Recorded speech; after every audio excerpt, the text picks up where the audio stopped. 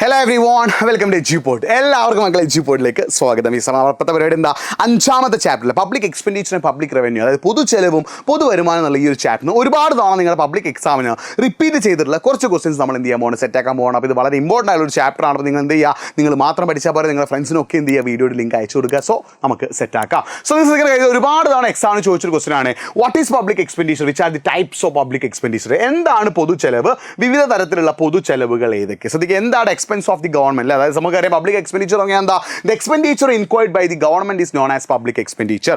സർക്കാരിന്റെ ചെലവിനെ നമ്മൾ വിളിക്കുന്ന പേരാണെന്ത്, പൊതുചെലവ്. ശ്രദ്ധിക്കുന്നത് എന്താണ്, the expense of the government അഥവാ സർക്കാരിന്റെ ചെലവിനെ വിളിക്കുന്ന പേരാണെന്ത്, പൊതുചെലവ് എന്ന് പറയുന്നത്. ആ പൊതുചെലവ് രണ്ട് തരത്തിലുണ്ട്. ഏതൊക്കെയാണ്, ഡെവലപ്മെന്റൽ എക്സ്പെൻഡിച്ചർ അഥവാ വികസന ചെലവുകളും നോൺ ഡെവലപ്മെന്റൽ എക്സ്പെൻഡിച്ചർ അഥവാ വികസനേതര ചെലവുകളും. ശ്രദ്ധിക്കണം എന്തൊക്കെയാണ് പബ്ലിക് എക്സ്പെൻഡിച്ചർ രണ്ട് ടൈപ്പ് ഉണ്ട്. ഏതൊക്കെയാണ്, ഡെവലപ്മെന്റൽ എക്സ്പെൻഡിച്ചർ അഥവാ വികസന ചെലവുകളും നോൺ ഡെവലപ്മെന്റൽ എക്സ്പെൻഡിച്ചർ അഥവാ വികസനേതര ചെലവുകളും. രണ്ടിന് പ്രത്യേകത എന്താണ്, ഡെവലപ്മെന്റ് എക്സ്പെൻഡിച്ചർ പറഞ്ഞാൽ expenditure incurred for developmental activities, വികസന പ്രവർത്തനങ്ങൾക്ക് അല്ലേ. എന്തൊക്കെയാണ് ഡെവലപ്മെന്റ് ആക്ടിവിറ്റീസ് പറഞ്ഞാൽ, അതായത് റോഡ് ഉണ്ടാക്കാൻ, ബ്രിഡ്ജ് ഉണ്ടാക്കാൻ, പാലം ഉണ്ടാക്കാൻ, അതിനൊക്കെ ഉള്ളതിന് നമ്മൾ എന്ത് വിളിക്കുന്നു, ഡെവലപ്മെന്റ് എക്സ്പെൻഡിച്ചർ അഥവാ വികസന ചിലവുകൾ എന്ന് പറയുന്നു. ഇനി നോൺ ഡെവലപ്മെന്റ് എക്സ്പെൻഡിച്ചർ എന്ന് പറഞ്ഞാൽ എന്താണ്, അതായത് റോഡും പാലം ഉണ്ടാക്കാനല്ല ഇതൊക്കെ. അതായത് ശ്രദ്ധിക്കണം, ഈ റോഡ് ഉണ്ടാക്കുക, പാലം ഉണ്ടാക്കുക, ബ്രിഡ്ജ് ഉണ്ടാക്കുക, അല്ലെങ്കിൽ ഹാർബേഴ്സ് തുറമുഖങ്ങൾ ഉണ്ടാക്കുക, ഒക്കെ എന്തിൽ പെടും, ഉണ്ടാക്കുന്നതൊക്കെ എന്ത് ചെലവ് പെടും, ഡെവലപ്മെന്റ് എക്സ്പെൻഡിച്ചർ അഥവാ വികസന ചെലവുകൾ പെടുമ്പോൾ. നമ്മുടെ വാർ, യുദ്ധത്തിനുള്ള ചെലവ്, ഈ പിന്നെ ഇൻട്രസ്റ്റ്, അതേപോലെ സാലറി, ഗവൺമെന്റ് ഓഫീസേഴ്സിന്റെ ശമ്പളം, അതേപോലെ തന്നെ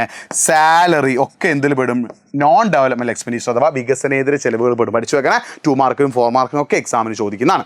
ഓക്കെ, അടുത്ത ക്വസ്റ്റൻ എന്താ, what are the reasons for increasing government expenditure in India. ശ്രദ്ധിക്കണേ, ഇന്ത്യയിൽ ഗവൺമെന്റിന്റെ ചെലവുകൾ വർദ്ധിക്കാനുള്ള, അല്ലെങ്കിൽ സർക്കാരിന്റെ ചെലവുകൾ വർദ്ധിക്കാനുള്ള കാരണങ്ങളാണ് ഇവിടെ ചോദിച്ചത്. അപ്പോൾ ശ്രദ്ധിക്കുന്ന കാര്യം, പബ്ലിക് ഡെപ്റ്റ്, പൊതുകടം. ശ്രദ്ധിക്കണേ, പബ്ലിക് ഡെപ്റ്റ് അഥവാ പൊതുകടം. ഈ പൊതുകടവും അതേപോലെ തന്നെ എന്താണ്, പൊതുകടവും അതേപോലെ തന്നെ പൊതുചെലവും, പബ്ലിക് എക്സ്പെൻസും പബ്ലിക് ഡെപ്റ്റും, പൊതുചെലവും പൊതുകടവും രണ്ടും ഇൻക്രീസ് ചെയ്യാൻ, രണ്ടും കൂടാനുള്ള കാരണങ്ങൾ എന്താ, സെയിം ആട്ടോ. ശ്രദ്ധിക്കണം, പബ്ലിക് എക്സ്പെൻസ് ആൻഡ് പബ്ലിക് ഡെപ്റ്റ്, പൊതുചെലവും പൊതുകടവും രണ്ടും കൂടാനുള്ള കാരണങ്ങൾ എന്ത് തന്നെയാണ്, സെയിം തന്നെയാണ്. അപ്പോൾ ഇത് രണ്ടും, ഇതൊരു വീടിക്ക് രണ്ട് പക്ഷിയാണ്. ഇത് പബ്ലിക് എക്സ്പെൻസ്, പൊതുചെലവ് കൂടാനുള്ള കാരണങ്ങൾ മാത്രമല്ല, പബ്ലിക് ഡെപ്റ്റ്, പൊതുകടവും കൂടാനുള്ള കാരണങ്ങളാണ്. ഒന്നാമത്തെ എന്താണ്, ഇൻക്രീസ് ഇൻ പോപ്പുലേഷൻ, ജനസംഖ്യാ വർധനവ്. രണ്ടാമത്തെ ഇൻക്രീസ് ഇൻ ഡിഫൻസ് എക്സ്പെൻസ്, ചെലവിന്റെ വർധനവ്. മൂന്നാമത്തെ വെൽഫെയർ ആക്ടിവിറ്റി, ക്ഷേമ പ്രവർത്തനങ്ങൾ. നാലാമത്തെ എന്താ, അർബനൈസേഷൻ, നഗരവൽക്കരണം. ഈ 4 പോയിന്റ് അങ്ങോട്ട് എഴുതി വെച്ചാൽ മതി. ഒരു എക്സ്പ്ലനേഷൻ നിങ്ങൾ എന്ത് ചെയ്യേണ്ട ആവശ്യമില്ല, കൊടുക്കേണ്ട ആവശ്യമില്ല കേട്ടോ.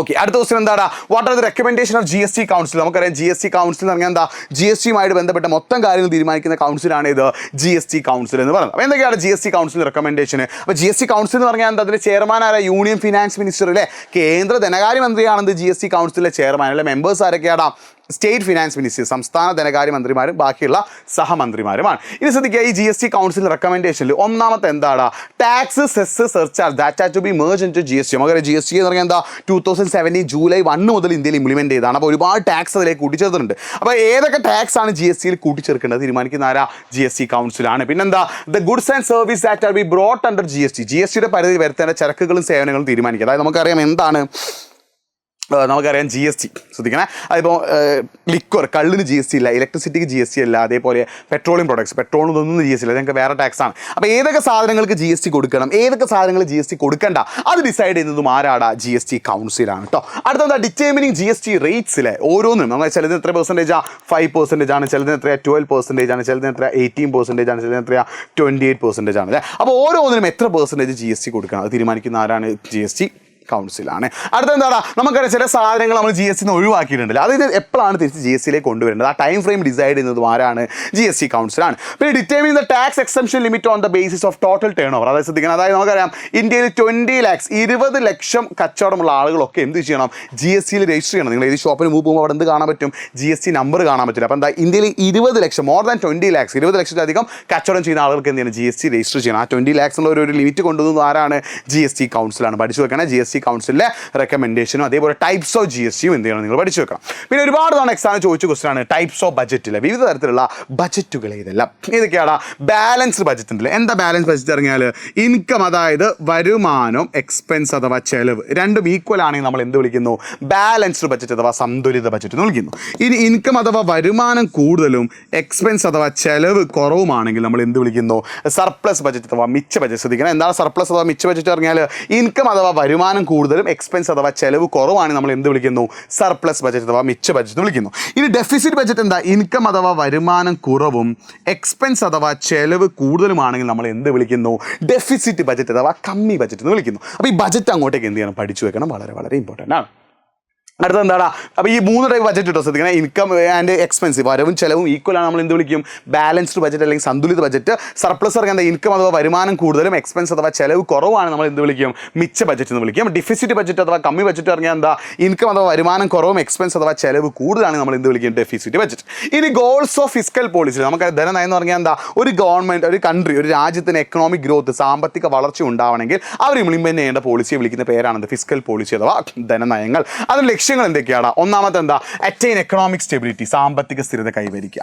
രണ്ടാമത് എന്താ ക്രിയേറ്റ് എംപ്ലോയ്മെന്റ് ഓപ്പർച്യൂണിറ്റീസ് തൊഴിലവസരങ്ങൾ സൃഷ്ടിക്കുക. മൂന്നാമത് എന്താ കൺട്രോൾ അൺനെസസറി എക്സ്പെൻഡിച്ചർ അനാവശ്യ ചെലവുകൾ നിയന്ത്രിക്കുക. അപ്പോൾ ഇതിന് 3 പോയിന്റ് പഠിച്ചത് കാരണം ഈ 3 പോയിന്റ് ടെക്സ്റ്റ് ബുക്കിലുള്ള അപ്പോൾ ടെക്സ്റ്റ് ബുക്കിലുള്ള 3 പോയിന്റ് നിങ്ങൾ ആഡ് ചെയ്താൽ മതി. അപ്പോൾ ഈ 3 പോയിന്റ് അങ്ങോട്ടേക്ക് എന്ത് പഠിച്ചു വേണം നിങ്ങൾക്ക് എന്ത് അഡീഷണൽ ആയിട്ട് to achieve high rate of economic growth control inflation പണപ്പെരുപ്പം നിയന്ത്രിക്കുക സ്റ്റെബിലൈസിംഗ് പ്രൈസസ് പ്രോഡക്റ്റിൽ ഉൽപ്പന്നങ്ങളുടെ വില സ്ഥിരപ്പെടുത്തുക. അപ്പോൾ ഈ പോയിന്റ്സും കൂടി അങ്ങോട്ടേക്ക് എന്ത് പഠിച്ചു വെക്കട്ടെ. അപ്പോൾ ഇത് വളരെ ഇമ്പോർട്ടൻ്റ് ആണ്, എക്സാമിന് എന്ത് ചെയ്യാറുണ്ട് ചോദിക്കാറുണ്ട് കേട്ടോ. ഓക്കെ, അടുത്ത ക്വസ്റ്റ്യൻ എന്താണ് ഒരു ഹോംവർക്ക് ആണ് കേട്ടോ. ഇതിൻ്റെ ആൻസർ നിങ്ങൾ എന്ത് ചെയ്യുക ഒന്ന് കമൻറ്റ് ബോക്സിൽ ടൈപ്പ് ചെയ്യട്ടോ. What are the sources of non tax revenue to government of India ഇന്ത്യയുടെ നികുതിയേതര വരുമാന സ്രോതസ്സുകൾ ഏതെല്ലാം ഒന്ന് എന്ത് ചെയ്യുക കമൻറ്റ് ബോക്സിൽ ടൈപ്പ് ചെയ്യുക. കാരണം വളരെ വളരെ ഇമ്പോർട്ടൻ്റ് ആണ്, എക്സാമിന് ചോദിക്കാറുണ്ട് കേട്ടോ.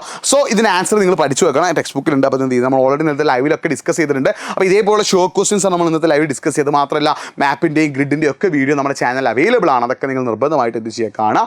ഓക്കെ, ബാക്കി നമുക്ക് നെക്സ്റ്റ് ക്ലാസ്സിൽ ലൈവിൽ ഫുൾ സെറ്റ് ആക്കാം. നാളത്തെ നിങ്ങളുടെ സോഷ്യൽ സയൻസ് എക്സാം ഈസി ആവട്ടെ.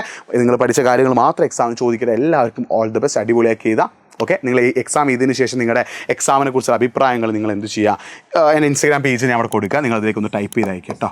ഓക്കെ, നിഹാൽദി സ്റ്റോറി ടെല്ലർ എന്നുള്ള പേജിലേക്ക് എന്ത് ചെയ്യുക നിങ്ങളുടെ എക്സാമിന് ശേഷമുള്ള അഭിപ്രായങ്ങൾ എന്ത് ചെയ്യുക ഒന്ന് ടൈപ്പ് ചെയ്തേക്ക് കേട്ടോ. ഇൻസ്റ്റാഗ്രാം പേജാണ് നിഹാൽദി സ്റ്റോറി ടെല്ലർ എന്നുള്ള പേജ്. നിഹാൽദി സ്റ്റോറി ടെല്ലർ ഈ പേജിലേക്ക് എന്ത് ചെയ്യുക നിങ്ങളുടെ എക്സാമിന് ശേഷമുള്ള അഭിപ്രായങ്ങളൊന്ന് എക്സാമിന് ശേഷം നിങ്ങൾ എന്ത് ചെയ്യുക ടൈപ്പ് ചെയ്തയക്കുക.